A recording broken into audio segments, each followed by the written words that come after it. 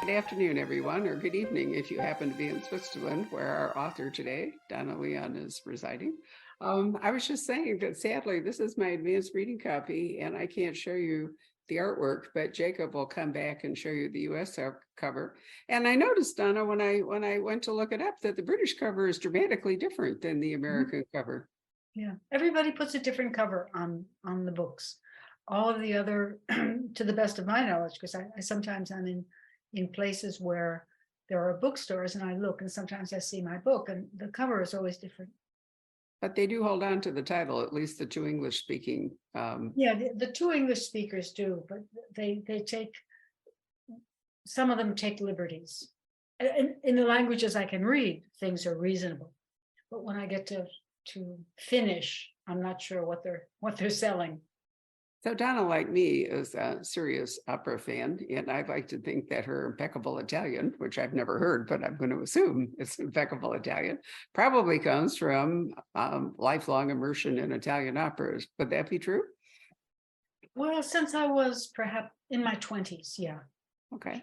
Immersion, sort of immersion. In fact, sorry, I'm in Zurich now. And tomorrow night I see Cecilia sing Cenerentola that she's been singing for 30 years.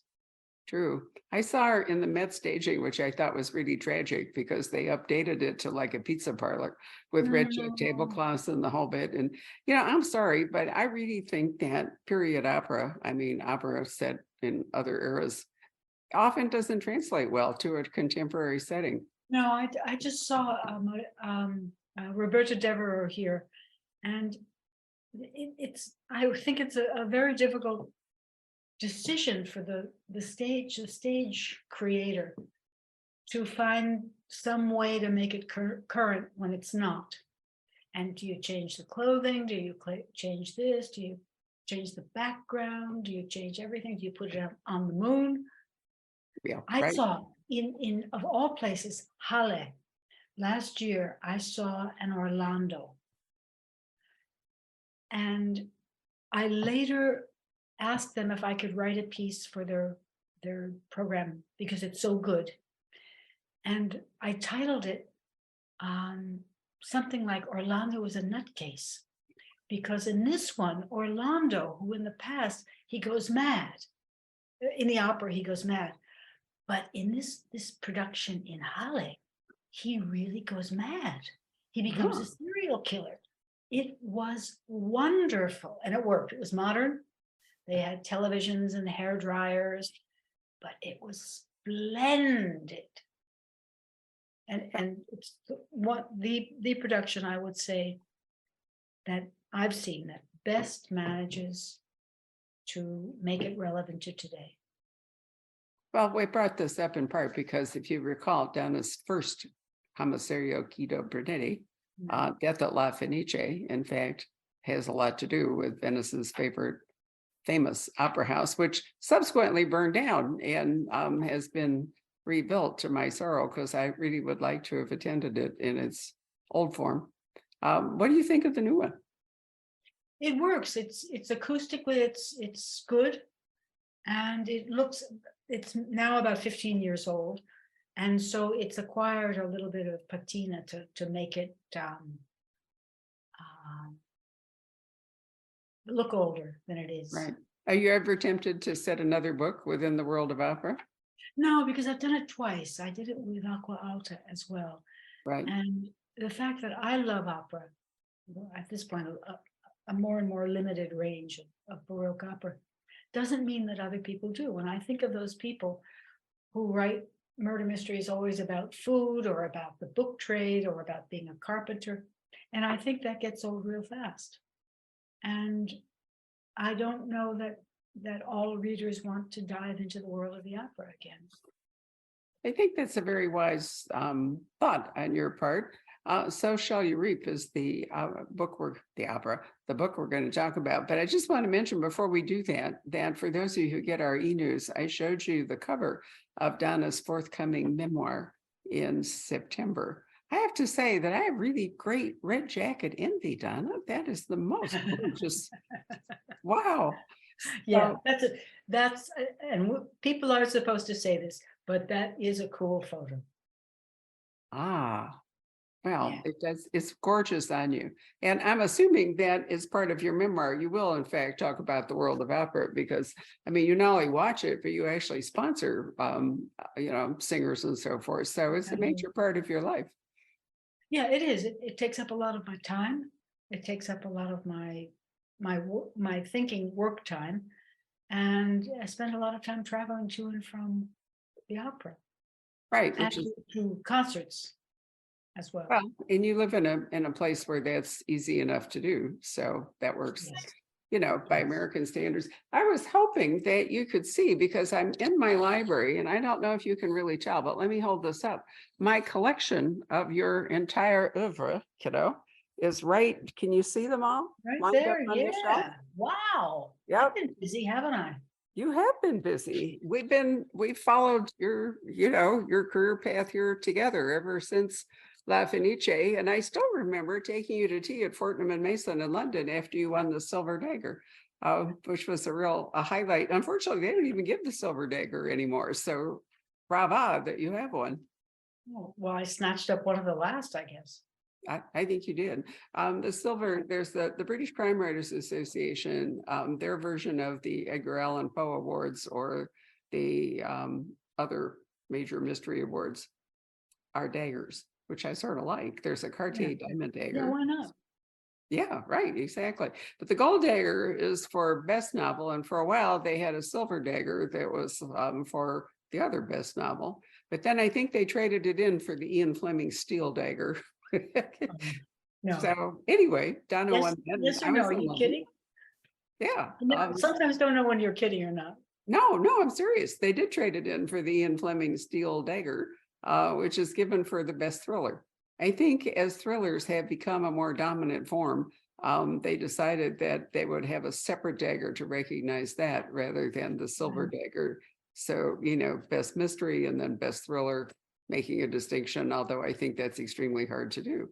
Do you interest yourself with both, or do you stick to mysteries? Oh, we do both. And then, we have tons of unclassifiable. I mean, we were Clive Cussler's own bookstore, That's Adventure. We're the Outlander bookstore. You can't even classify Diana's Outlander books. So we have a very broad range. We haven't been a mystery bookstore for years. I only started that way because at the time in 1989, Donna, Barnes and Noble really was the major bookseller. And I realized that trying to do a Barnes and Noble miniature was going to be unsuccessful and that I needed a specialty. And I knew mystery, and my mother, who was alive then and who lives here, really loved mystery. So in part, I opened a mystery bookstore for her. But there were, I think, about 30 mystery specialist bookstores back then. And now there's just a tiny number of us. And I've been unbranding us as a mystery bookstore for years. We do fiction, lots of historical fiction. It's a very broad umbrella anyway. If if you read in the crime genre, it's a very, very large umbrella that you can put many, many things into.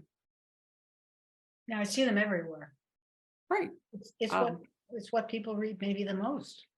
I think so. And the other part that I find really heartening is that basically it's an American and a British form to originally, but now, almost every country, well, not every country, a huge number of countries have their own native mystery writers and, mystery plots. We've had Scandinavian noir, we're having an Australian crime wave.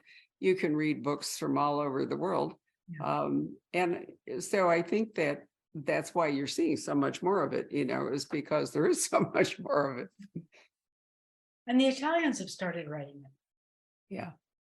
Yeah, no, they have. Some of them are very, very good. Are your books published in Italian? I've never even asked you that. No. How interesting. They don't like the fact that you're not Italian. No. Well, I think that might be true. I've been asked a number of times if I would permit the books to be printed and published and sold in Italy. But I had two bad experiences with people whom I knew reasonably well, who sort of jumped on me one day, both in the course of 2 days. complaining and saying how terrible it was that I, who had been treated so well by Italy, which is certainly true, wrote terrible books saying how bad Italy was and how corrupt Italy was. And I said, well, what book are you talking about? And it turned out that they hadn't read the books, but they had read an article in the newspaper, Il Tempo, the one from Torino. And it said that there was an American, i.e. foreigner, saying bad things or showing bad things about Italy, the corruption, the crime. And they jumped on me for that. And they were really vociferous, and I could understand them because I am not Italian.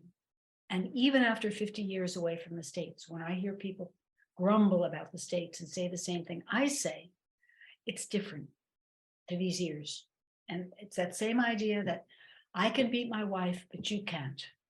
How interesting. I wouldn't have thought of that, but I guess I'm sure that would happen. Because Italians don't read, but they follow popular culture. So a lot of people would learn about these books and learn that someone who is not Italian, and it wouldn't matter if I were Lithuanian or South African, I'm not Italian. And so there would be a sense of unease on their part that someone who is not Italian says these things about Italy. So I don't want that. No, I can see why you wouldn't. But taking that one step farther, I think it's interesting that the TV adaptations of your books were made by a German company. And actually, we watched an Irish crime that is being made by a German company, and Martin Walker's amazing French books with Bruno, the chef, the police, are also filmed by German companies. And, it's a little disconcerting, I think. I never could quite, especially Patti, the German actor just never felt, like he was reasonable. Well, I saw one of them, and that was enough. That sufficed. And luckily, I don't have a television, so I couldn't watch them anyway. I couldn't make it a matter of principle. I didn't have the means to do it. Well, I mean, one could wonder why it wasn't an Italian production, but now perhaps you've explained that. Anyway, we digress because we're actually here to talk about So Shall You Reap, which has many interesting themes in it. One of the things I really loved is that for years, we know that Guido Brunetti's wife, Paola, who's a professor, is a serious reader, serious student of literature, has a library. And we know that then he dips in and out of books because we see him often doing that. But in this one, you open it up and he's deeply engaged in calling his own personal library. Is that... Did you run out of shelf space and decide that was a really good plan? Yeah. No, I moved. And moving is worse because if you can keep them all in the same house, you can stick them in the attic or you can stick them in the cellar. Well, you can't do that in Venice, but you can in other cities. But I moved. And so I had to decide who was coming with mommy and who wasn't. And instead of getting myself in the knot of agony, I just said, well, if I change my mind, I can buy another copy. If 7 years from now, I say that I must have my Don Quixote back, because now I finally want to read it, I could just buy another copy.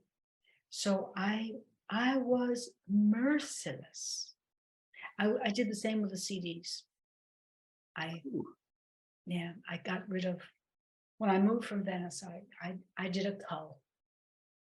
And it was I admire your resolution and so forth. My problem is that all of these books surrounding me would be very difficult to give up because most of them have personal messages in them and so forth. And so I can't buy them again, So I was actually going through to try to do a little culling myself. But you also, how does Guido organize his library? Because that's something that you have him doing that I don't recall seeing before. And that was sort of fun, the way you described it. Well, he has 3 shelves, I think, 3 or 4 shelves, that's all. So imagine if you had to reduce yours to 4 shelves. What would you keep? What would you jettison? It's difficult, but it's probably a wise thing to do. A number of my friends have done the same thing, have gotten rid of the CDs and have gotten rid of a lot of the books because we know that distinction that I make in the beginning of the book about books you've read books you want to read again, books you buy that you know you are not going to read. I find that such a fascinating phenomenon. I was just in London for a week, my one time in the year when I can buy books in English. And I went on a feeding frenzy. I did. Because I have a deal with my publisher that they will send them all back. They will find a box and send me my books. And so I went a little bit crazy, even though here I'm running out of space. But sooner or later, luckily, I have a lot of friends here who have a similar dilemma, that they are English readers, whether or not they're English speakers predominantly. Some of them are Germans, but who prefer to read in English. They prefer to read English books in English. And so every year I do a call and fill a shopping bag and give them to two friends who prefer to read in English. So that lightens my load every year. But I'm going to have to do one soon. Wow. And Well, I I'm truly giving them. admire your resolution here, but I don't think I'm going to follow it anytime. No, but you can, because your No. situation is different. Yeah, it is different. That's true. Although I did look for a few books that didn't have personal messages to donate to the bookstore recently. So Paola, who, obviously is the person who truly loves literature, has more shelves. And I'm not sure whether I consider that to be a fair trade. But, over the years, one of the things that I've loved about the books is the way that they try to fit into the whole family, a Venetian apartment, which is not enormously spacious. Paola, Guido, the two children. At one point, do I remember his mother lived with them or lived nearby? I can't remember which. No, they've never had anyone living. Okay, so it's the four of them. But Paola comes from a noble family, which has a palazzo. So the Falieris have a different lifestyle. And, another theme in the book, which I've enjoyed, is the way that Guido and Paola's parents have gradually become closer. Although it seems to me that it's been more Guido than the Falieris than have, he was less comfortable with them than them with him. Does that seem right? Yeah. Because he comes from a working class background, Yeah. right? So he had sort Very of a much little so. bit of a chip. He has a memory of what it was like to be poor, because they were dirt poor when he was growing up. And it colors the way he looks at wealth and colors the way he looks at the aristocracy, with which he's not a member of the aristocracy, but certainly he's going to be when and if the Falieris die, he is going to be a wealthy person, or certainly his wife is going to be a wealthy person. But he's not really interested in that. Apparently he doesn't think about it at all. It's going to happen, but he doesn't. He's not in it for the money. He didn't marry her because she was. No, obviously not. And she was okay marrying him outside her own class. So, I think it was not just a physical attraction, but a mental attraction that brought them together. Absolutely. And they raised their children, not to be rich. Yeah. I think they seem to be doing a good job of raising the kids. They aren't in jail. They aren't addicted to anything. No, it's been, part of the continuing joy of a long series is to watch the characters as they move along. The children grow up, some, older people die, and then there's the whole office thing. And so one of the things that happens at the office in this book that begins is that, you tell, what does the Spectre Vianello comes to Guido with a phone call? Well, he's got news that one of the officers was out in Mestre on a weekend, on his day off, dressed in his civilian clothes, and he was in a protest and he got busted. And the phone call came said, "We've arrested one of your men. We've arrested one of your policemen." And so they sense it's someone that they like, they go out to Mestre to find out what is going on and what this officer did. Did he mug someone? Did he steal something? Was he shoplifting? And until they get there, they have no idea of his crime. And come to find out it's not a crime. He's been in a protest, and there was some contention, and someone got whacked with a big placard, and he got dragged into the what is the word for it? Into the, not the slammer, but he's dragged into the police headquarters, and they, when they find out that he's a cop, they realize that they've created a potentially very embarrassing situation. So that has to be sorted out. So it was the gay pride parade from which they learned something about their colleague that had not come to their attention before. Yeah. He's a lovely man. Yeah, he is. He's a nice guy.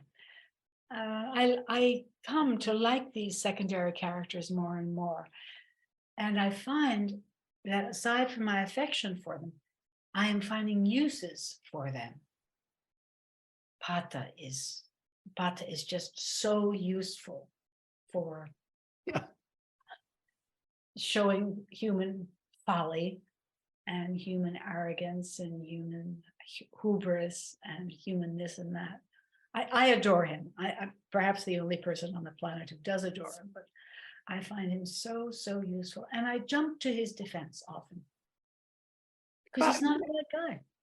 He's not really a bad person. He's pompous, he's shallow, he's a whole lot of things, but he's not actually evil. No. There's never been, no one ever complains and says, well, he's in the pocket of the mafia, or he's been taking bribes about this. No, nothing. There's never been even a hint of incorrect behavior on his part. But nobody can stand him because of his ego. Yeah, but he's a suck up to power, and that means that he doesn't really protect his men or his stations. So Signorina Elettra is remarkably useful, possibly the most useful person in doing some workarounds. Yeah, she's very, very clever. And I don't know half of the time how she does what she does, because I just ask her to find out this about that, and she's off like a bloodhound until she drags it home and drops it at my bloody thing at my feet. I'm now, she's in the middle of doing something terribly terrible. Oh yeah, she's broken into, in the new book, the book for next year, she has broken into the Carabinieri, and she has Brunetti very upset because she said at one point when he asked her to get information about the Carabinieri, she said, oh, Signore, that's very, very difficult. They are very, very well protected, but I'll give it a try. No, I know what I'll do. I have a friend in Caltanissetta, and I'll ask him. And Brunetti blanches because Caltanissetta is either Sodom or Gomorrah. Take your choice. It's the chief mafia city in Italy. So she's got a friend somewhere in the middle of the mafia organization. And because this is a special request, she's going to have to ask the mafia for help. Maybe, but it doesn't mean that. It's just that the person works or lives in Caltanissetta. You can live in Sodom and not be a sodomite, I suppose. Well, that's an excellent point. I like her because she's she is able to tunnel her way through the Italian bureaucracies, and she also understands the way they work in a way that Brunetti really, in some ways, is quite naive about it. Maybe intentionally so, because he's really focused on solving crimes rather than the political aspects of his job. But so he needs her, to not just do all that investigating, but she kind of pilots him along. A couple of years ago, I was in Naples. I was staying with the parents of a very, very good friend of mine. The mother, Giulia, had been the assessore di belle arti. She was the city minister in charge of museums and libraries of art. And she retired. But 2 years after she retired, we went to Naples with her. And so we get to places. There were 3 of us traveling. And the person at the door would say, I'm sorry, the museum is closed today. And Julia would say, oh, why? And the person at the desk, who didn't know who she was, would say, oh, Senora, we have a special delegation here and we have to close. So she, well, that's very interesting. So Julia would just, in front of the person in the desk, pick up her telephone and dial a number and say in Napolitano, not in Italy, but in Italian, not in Napolitano, ciao, Ruggero. And she talked to Ruggero, who was the official president of the library. And she would say in Napolitano, I'm standing here in front of your library. Yeah, I thought it would be open today. No. They told me it's closed. There's some sort of delegation coming in. No, that's what they told me. It's closed. I've tried to get in. I've been here for half an hour. Yeah, okay, I'll give her the phone. Hold on. She handed the phone to the woman who was she was just trembling. Sì, dottore. Sì, immediatamente, dottore. Sì. And she put the phone in.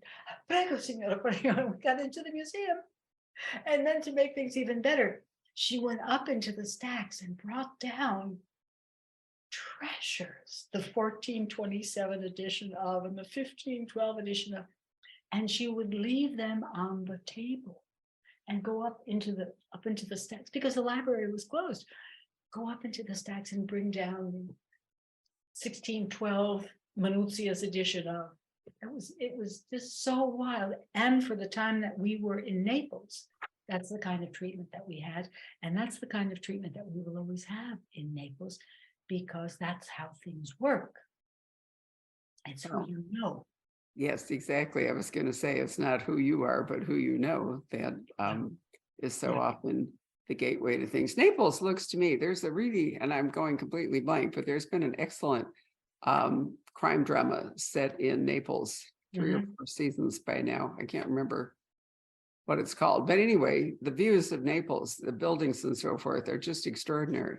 And, even people of modest means seem to live in these perfectly palatial quarters, with 20-foot ceilings and, all kinds of magnificence around them, which I guess is left over from, when it was an independent kingdom and for 2 or 3 centuries back. But my husband and I are thinking about going to Sicily in January. And I said to him, if we're going to do that, we are going to go to Naples because,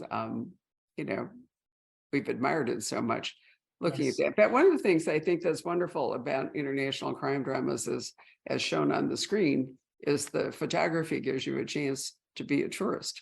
I mean, however I felt about the Germans in Venice acting out your books, Venice itself was wonderful and still Italian. Yeah, and still Italian and beautiful. And I think that is one of the attractions of European crime fiction visually, because the cities are so beautiful. Yeah. I forget where I was, Milwaukee. Then my last book tour, I went to, no. It was St. Louis. There was a murder in St. Louis, because I read The Guardian and the New York Times every day.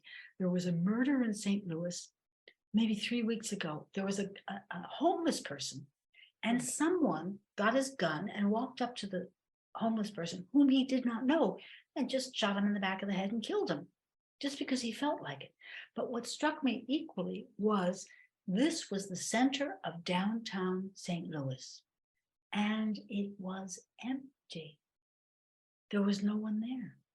And what I saw in my last trip suggested to me that the centers of many American big cities are empty. For anyone, I don't know what the reasons are, but it was this St. Louis photograph was shocking, because there was not a single person in the street.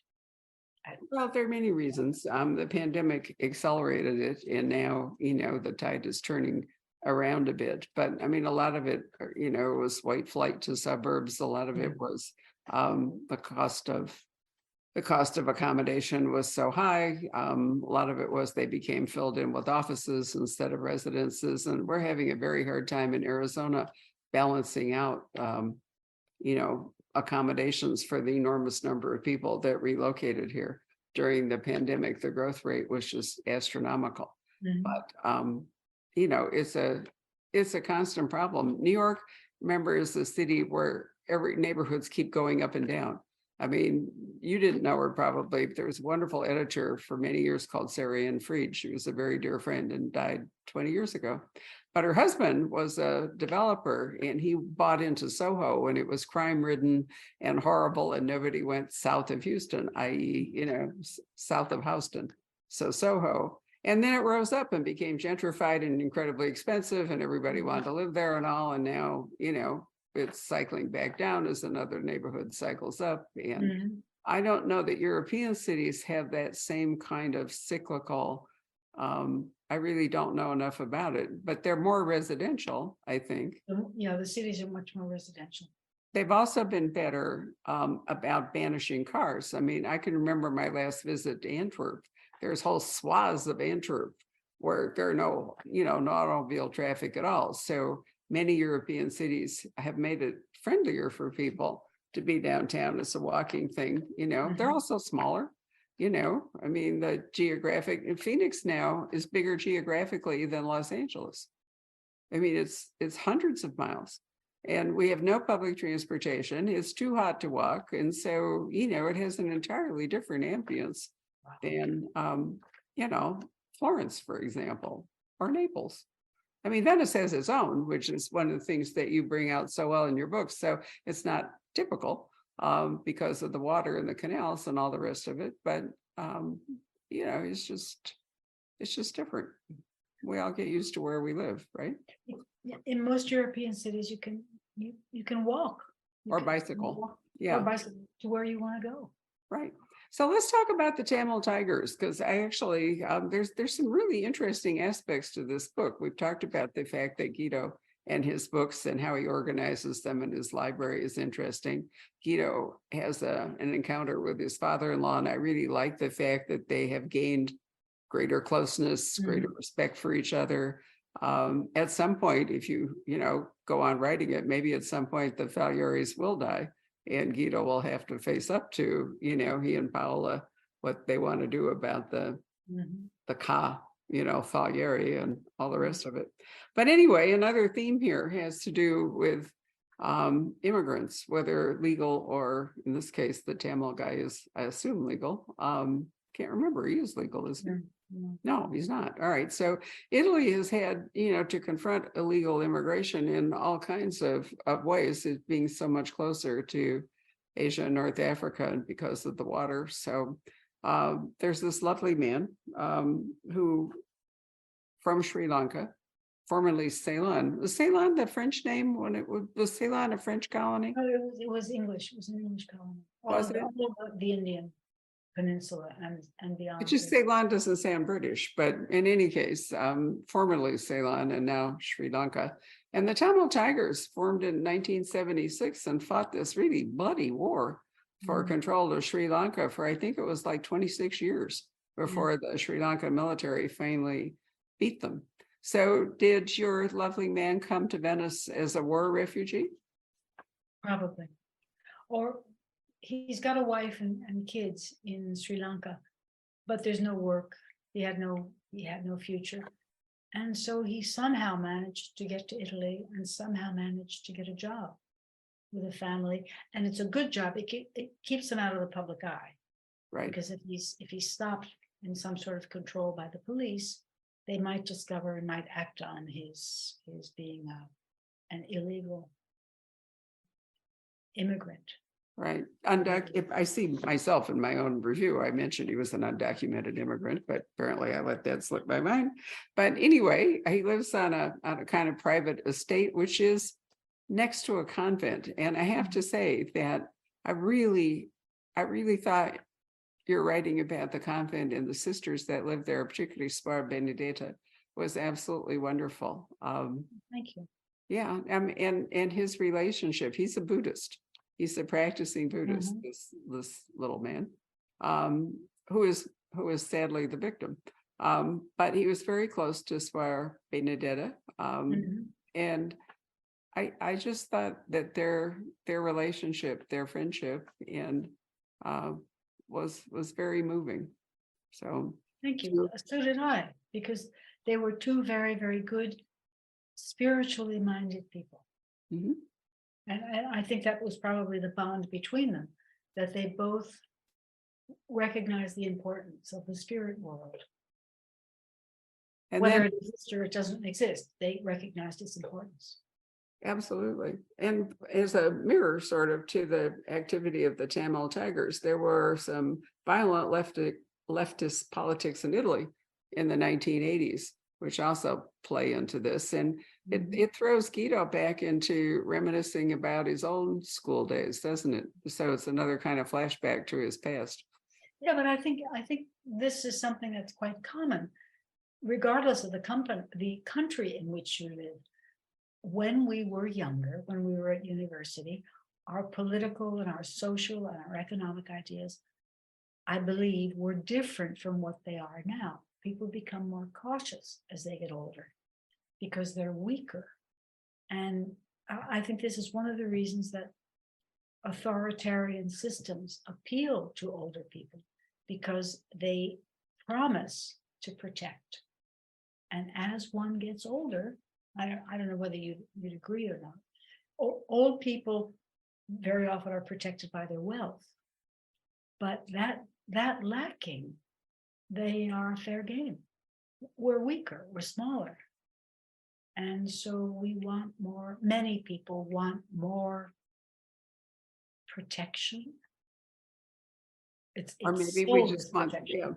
maybe we just want things to stay the same because it's harder to be flexible. We're physically, as I'm hobbling around on my broken foot and so forth, I'm thinking, I'm not really as inclined. I was out to dinner with our children last night, our youngest daughter and her husband, and they'd been to the rodeo, they'd been to a Jimmy Buffett conference, concert, they'd done this, they'd done that, and they're so active. And I sat there thinking, I can remember that, but at the moment I can't actually do that.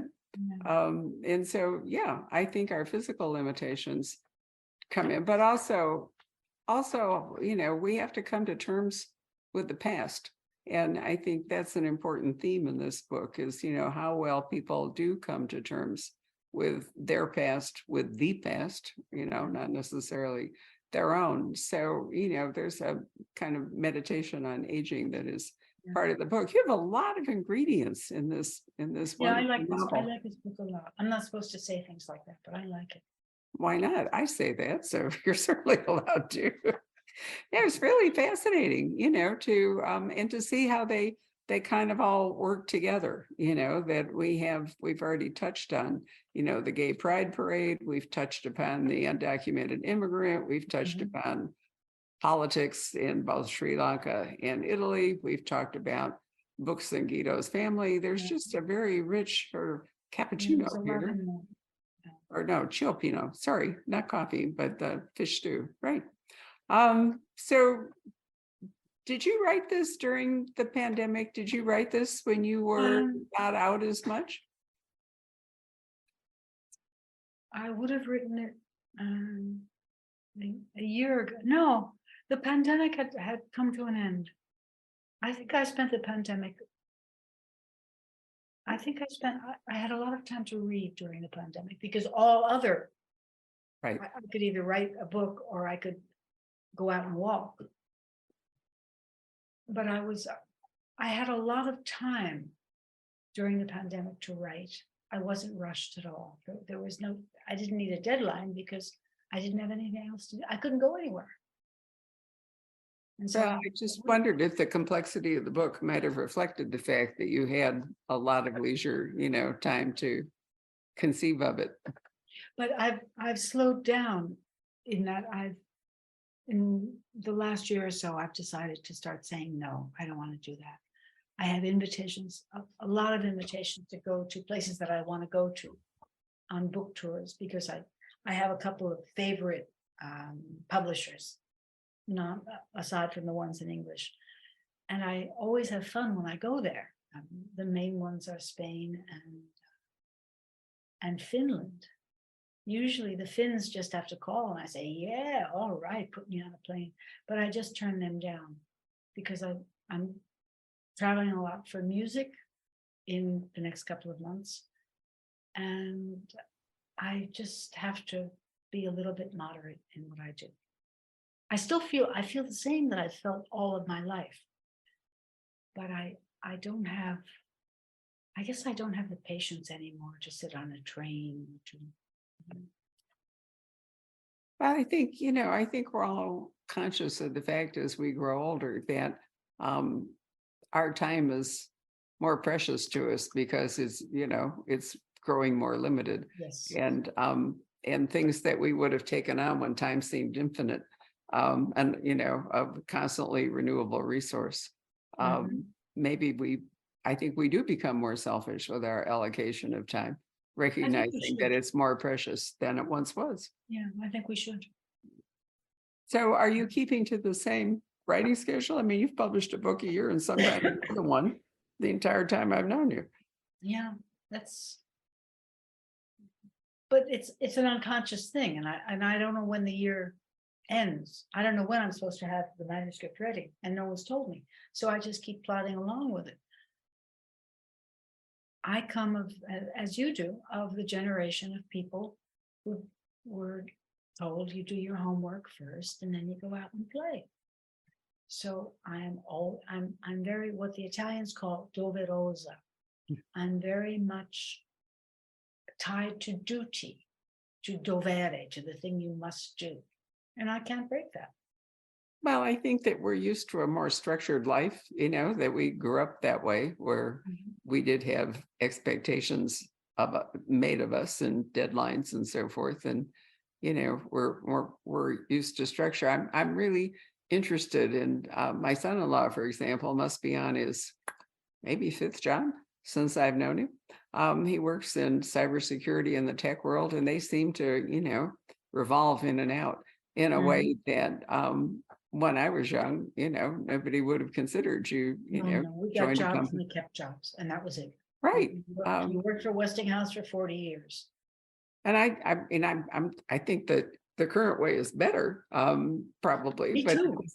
But at the same time, I do think that those of us who are older, I'm really a child of the 1950s. My husband's a child of the 1960s. He's younger than I am, and he's in many ways closer to my children, in terms of cultural and other expectations than I am. The 50s were a particularly rigid, decade when it all exploded. When I was at Stanford, I got there in 1958 to San Francisco, and it was a very cosmopolitan, very structured, very kind of old-fashioned city.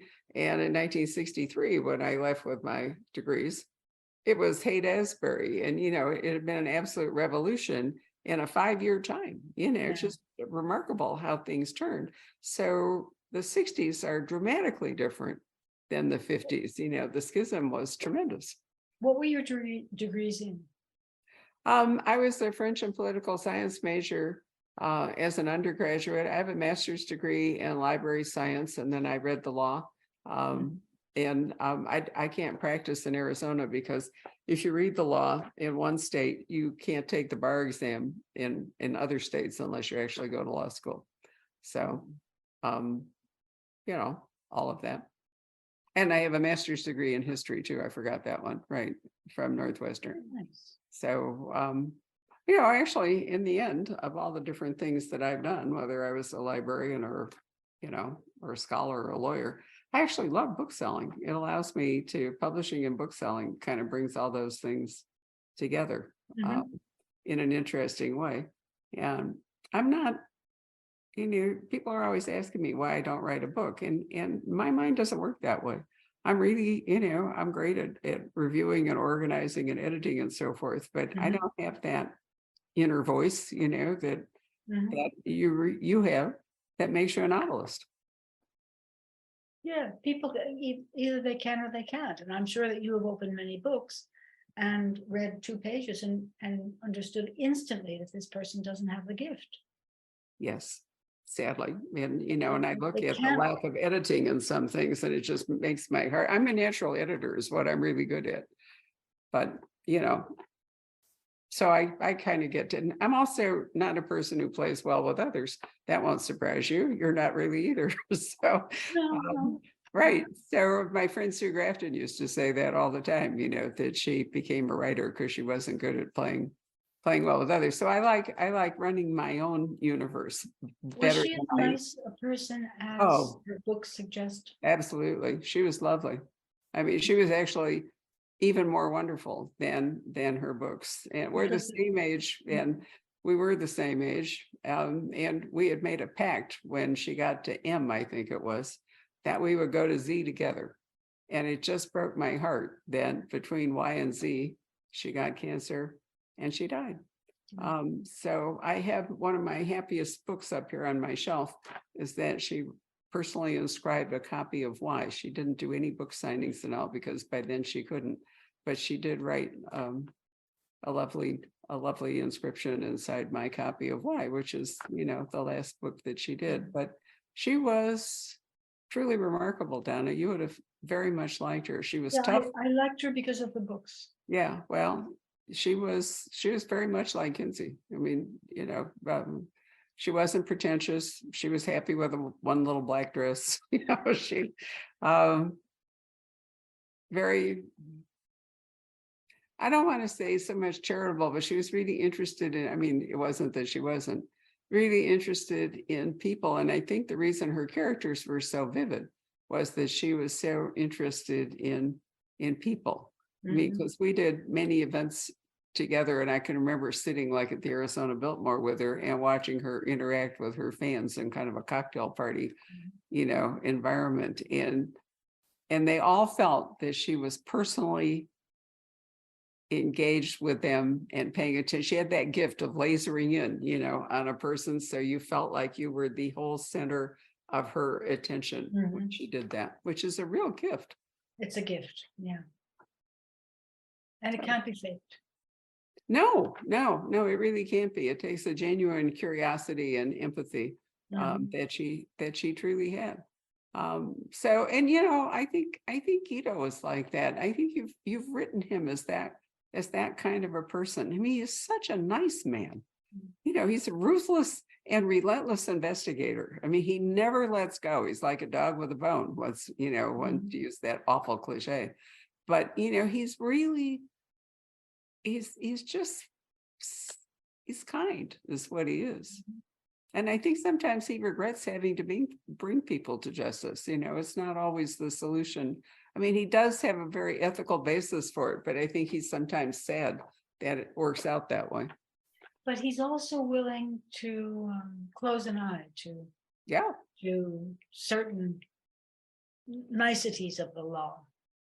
Well, 2 books back, you actually let the perp kind of off the hook, and that was a Guido kind of a thing to do, where not all of your books end up with off to the hangman, that kind of good investigation.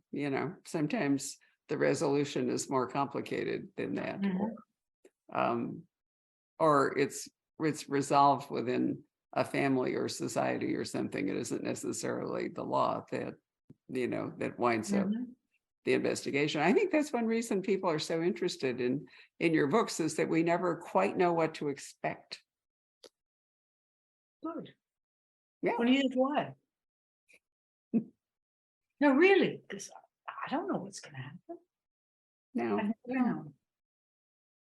There's there are terrific studies in human nature, and I'm sorry that some Italians don't quite understand that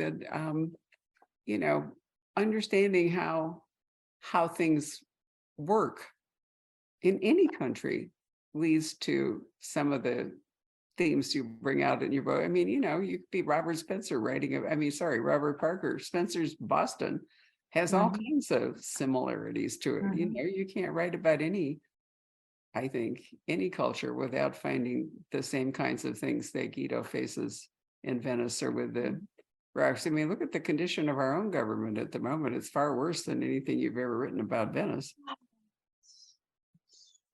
But there's always Italy, if you want to see chaos government. Just Turn your eye on Italy, and there you have it. Right. Well, it's a remarkable country, and we keep getting back to Rome. What was I looking at today? So sort of like all roads lead to Rome. It seems like most roads, in fact, somehow or other go back rooted in Rome. I think it was maybe an exhibition in the Wall Street Journal, an art exhibition about Rome or something. It was about Roman landscape painting. I read it yesterday. Ah, good. I never even thought about Roman landscape painting. Mostly you think about marble and other things, but I'm trying to remember where this collection is assembled, a somewhat unlikely place. And some of the landscape painting was relatively crude, certainly not sophisticated, but the person who wrote the article pointed out, that it wasn't until the Renaissance that landscape painting really became a focus. It was, excuse me, more religious art and so forth, but the Romans were right in there, looking at the whole world, not just their religious figures. Excuse me. So what you said you've already finished next year's Brunetti? No, I've got maybe 2/3 of it done. And I'm seriously undecided about whether I should kill someone or not. In fact, I wrote a version in which I killed him. And then I repented of that, so I unkilled him. But now I think I have to go back and kill him, because his death will be of use to me. And I think this is an example of the way I can't speak for other writers, but of the way I view a lot of what goes on in the books. People have to serve my purposes. And so if a person is a wise ass and I sort of like them, but the book isn't supposed to like them, and I have to take out some of their wit so that the reader is not terribly upset by what happens to that person or what that person does.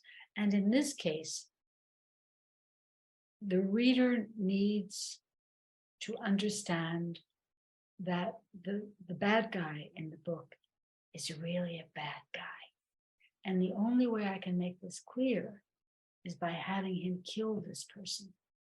Because I sit and I think about, well, who else could he kill? And why would he want to kill them? He has a reason to kill the guy I killed already and brought back to life. But I think I have to kill him. Well, all I can tell you is that I think that the very best, excuse me, crime novels are one where you sincerely mourn the victim. Yeah. But yeah, that's true. So if in fact, I had in my entire time writing, I've had 2 angry letters about death, about killing someone. And they're both from women in England. This was 15, 20 years ago, but I still remember them because they're the only really dissatisfied letters I've ever received. They both said, in this book, blah, blah, blah, blah, blah, how dare you have killed Poppy? And I had to think for that. Oh, God, it's a golden retriever. I've killed children, and I've killed men, and I've killed women, and I've blown people up, and I've stuck knives in them, and I've poisoned them, and I've shot them. But because I gave strychnine to this lovely, beautiful, wide-eyed, tail-wagging golden retriever, 2 people were moved to write and criticize me for that. I will have you know that an absolute rule in American crime fiction is you can kill anyone but the dog. Anyone but the dog. And it leads to an interesting problem with some authors where dogs are part of the ensemble cast, is that the dog can't age with the people because dogs have so much shorter a lifetime. And so, it becomes a real problem if you're, in contemporary stories where you're aging the characters, but the dog is on a whole different track. And it has to be, the detective would have to have a pet parrot because they live about 75 years. Right, but no, it's really true. Don't kill the dog is an absolute rule. So I'm not surprised that you would have had an angry letter Oh, about. no, they were upset by this. I Right. was complimented. Well, you should be. I mean, you stirred up genuine emotion, but I know Martin Walker. I don't know if you've read any of his Bruno Chief of Police. Yeah, yeah. Well, do you remember the Basset Hounds? He had an original Basset Hound that we all loved. Yeah. And at one point, the Basset Hound becomes heroic and takes a bullet intended for Bruno. Oh, And when Martin and I were talking about it, because we've done all of his books together, he said that he had been aging. I'm trying to remember the name of the first, anyway, he'd been aging the dog, and he suddenly realized that to have the dog die a natural death would be tragic, but to have the dog die a be a heroic death, hero. protecting Bruno, that it would be acceptable. And and then he's brought, another Basset into the thing, and this Basset Hound has mated with a superbly credentialed female Basset Hound, and there are puppies. So he's dealt with this whole problem of, the shorter life of dogs in a very clever way, I think. Very clever. I wouldn't have thought of that. Yeah. They lived 7, 8, 9, 10 years. Yeah. So anyway, well, I'm delighted to know that there will be a Brunetti next year when you get around this thorny problem of whether or not to kill this person. And tell me a little bit about the memoir before we call up Jacob. Is this something you've been working on for a long time, or? No. I wrote a lot of journalism in the earlier years, just because people wanted me, as Donna Leon, a known writer, to write something for a newspaper or for a magazine or for a movie or for I don't know what. And so I did them. And then I immediately, of course, forgot about them. But Diogenes, my publisher here in Switzerland, keeps everything, keeps copies of everything. So about a year ago, my editor there, whom I adore, who is an eagle-eyed editor who finds everything. Donna, on page 17, you said he has blue eyes, and now on page 312, they're green. She said, why don't you publish all of these essays? And I said, yeah, if you'll find them, okay. So she found them, and I re-edited them. And it turns out there's a lot of them about being in Iran, about traveling, about being in China, all manner of things, dealing with the Italian bureaucracy. I was amazed at how many there were. And they put them together under different headings. And Grove is publishing them, I think, in November. And there's an absolutely killer photo on the cover of the American edition, because Diogenes views me perhaps as the great old lady of crime. So there's a very conservative picture of me looking about 127 on the cover. And I said, no.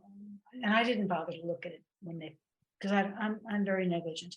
I didn't bother to look at the cover photo. And I didn't like it. It was finally published. But anyway, there we are. So I said, yeah, this. I just think that's gorgeous. So cool. I'm getting a little too much light reflecting on it, but you can see when I made my original remarks at the opening of this conversation why I had serious red jacket envy, because it is so gorgeous. It's just a wonderful photo, Donna. With those Ray-Bans. Yes, they are too. And I like, the sort of hand in the pocket, slight slouch, crisp white shirt and a structured background there, architectural background. Is a wonderful cover. But they're not using this in the European, in the Diogenes edition? No, I don't even know where that is. I don't think I have one. But I've asked Diogenes to send this photo to the other countries that have bought it. I think the French have, the English have, and they're using it. I don't know what the French are doing. They probably won't, because they think they're the only cool people. I don't know who else is publishing it. Maybe the Dutch. But I would like to make that Well, I think it's a gorgeous, I have to Obligatory. hold it at a slant because otherwise we get a reflection, which I love. So perhaps, love, since I only usually get to talk to you once a year, maybe when this book comes out, I'll get to talk to you Oh, again, do it again. Yeah, yeah, we can talk in November. which will be December. wonderful. Yep, it will be. And then we can really talk about opera, which I think will be a lot of fun. And I will tell you Oh, about oh, my oh, time. What? sorry, I have to give you a tip. If you can, I don't know whether you use Spotify or you still buy CDs.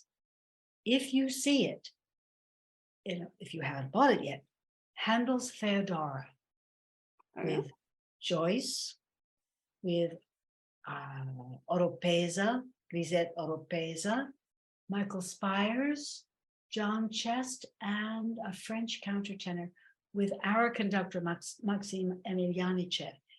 It is sublime.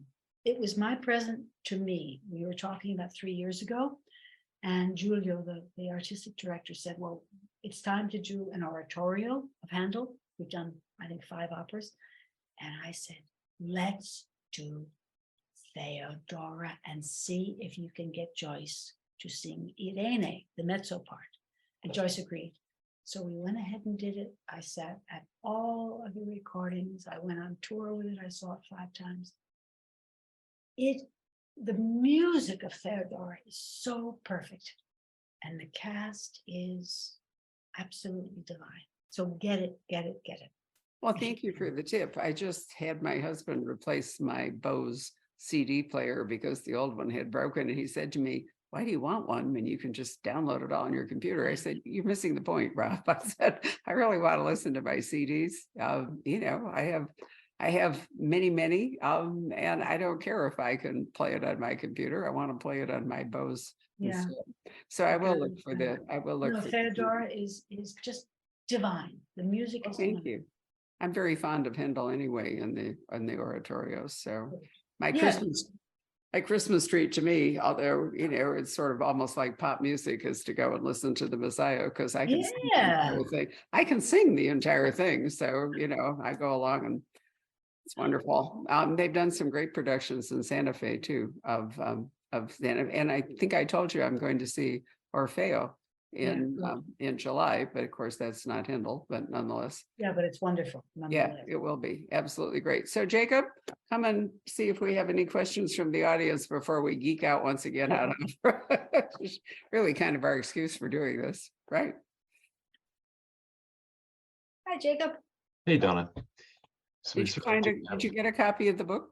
Yes, it's right Thank here. you. All right, show us the cover because it really is, I think, actually gorgeous, and It is nice. and it reflects the estate that I was mentioning, next to the convent, which is a very important scenes in the book, and I think is lovely.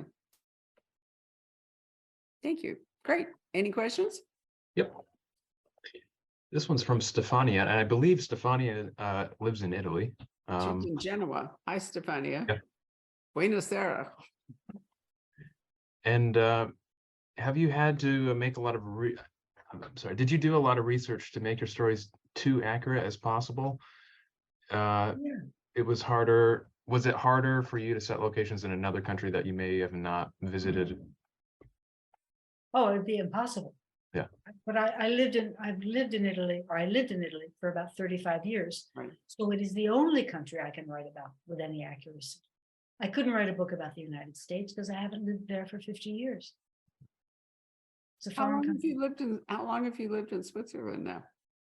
I've been resident here about 15 years, and I've been living now maybe 4 years permanently.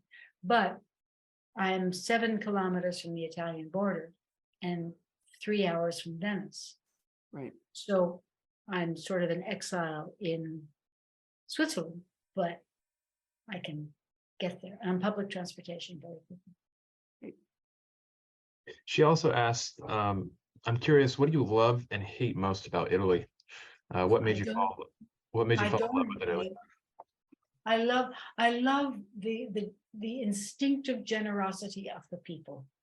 And if I were ever to have some misfortune fall upon me, I would want it to happen in Italy, because there I would be, even by people who didn't know me, I would be taken care of.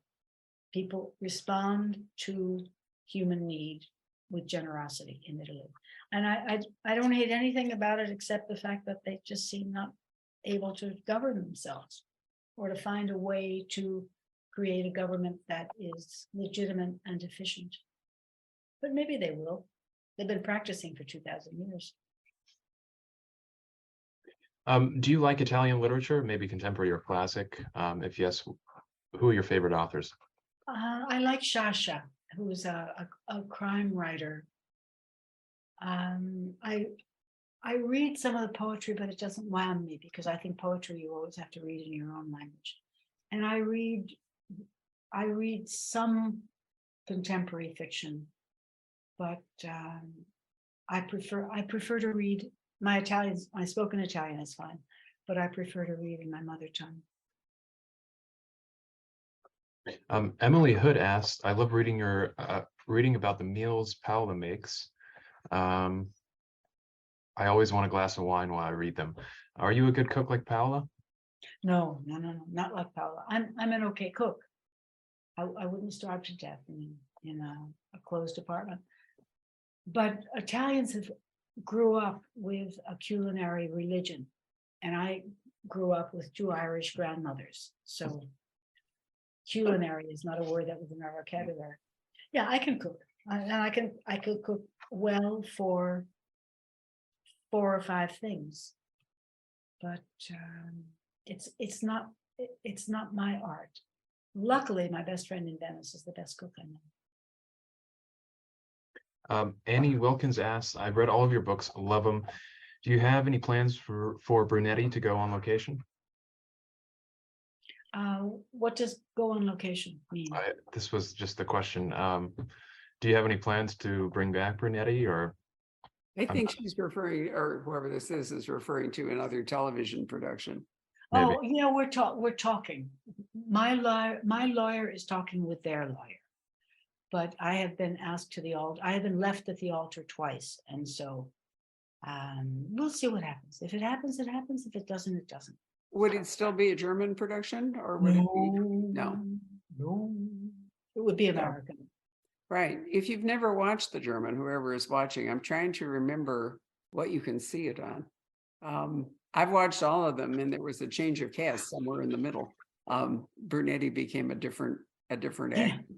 And they're wonderful for Venice, and they're less wonderful for Patti. Is despite his the conversation that Donna and I have had about him, I've always thought of him as kind of elegant and Italian suits and the whole bit. And the German actor that played Patti in the TV just wasn't Patti at all. Patti, he was kind of short and square, and didn't look elegantly Italian. Yeah, because Brunetti is always considering the tremendous beauty of the Vice Questore. He's a beautiful man, right? And he dresses beautiful. He's elegant and very well mannered, and so he's charming. He's just a lazy sod. Yeah, well, he is. He's shallow too. I mean, he is. Lazy and he's much more He loves political. his wife and he loves his sons, and he'll do anything for his family. That's true. Yeah. Anything else, Jacob? Yeah. Do you think the location, like Venice, has a role in your story as much as the character? Do you think the location plays just as much importance in the story for you? No. I think the location was thrust upon me because when I started to write a book, the only place I'd ever lived was Venice. So the only place I could write about with any accuracy is Venice, and remains Venice. But I think because most people have grown up with the idea that Venice is heaven, the idea that the books are set there makes the books more appealing because people get to read about Venice as well. And it is the Venice as it appears to Venetians, not to tourists. And do you have a favorite Baroque composer? Handel. There's only one, really. That's it. That's it. Which Yes. is the book that takes place mostly in the islands and the waterways outside the city? I can't remember which. Yeah, title. it's, Is it The Waters of Eternal Youth? no, No. no. It might be Fatal Remedies. No, no. It's one of the, wait a minute, let me get. I'm looking at the list of titles here, and I wish I'm terrible on titles. No, it was maybe 4 books ago. Okay, So so I carbon date my life. unto us the Son is given. No. Oh, Earthly Remains. okay, well, the reason I mention it is that it is Venice, but it has much more to do with the islands and so forth. And I think it's a part of Venice that many people aren't familiar with or don't really think about. And so I really recommend it because it will take you to an aspect of the city that you might not be familiar with. They also go over to Mestre, which is very, very different from Venice. It's a real manufacturing kind of, commercial city. Yeah. And it's the closest one to Venice. If you go from Germany, there's a road, right, that goes Yeah. to Mestre. It goes right up to the bridge. Right. So again, that, the romantic view of Venice is offset by the sort of, industrial complex of Mestre. But it's also beautiful to go out into the islands. But when I was last in Venice, it was in the summer and it was unbelievably hot and humid. And we spent our time on the Vaporetti to cool off, going out to visit the islands, which was wonderful. I might not have done that, but we got to go not just to to Murano, but to Burano for the lace, and then which is the one that has all the beautiful Byzantine mosaics. Torcello.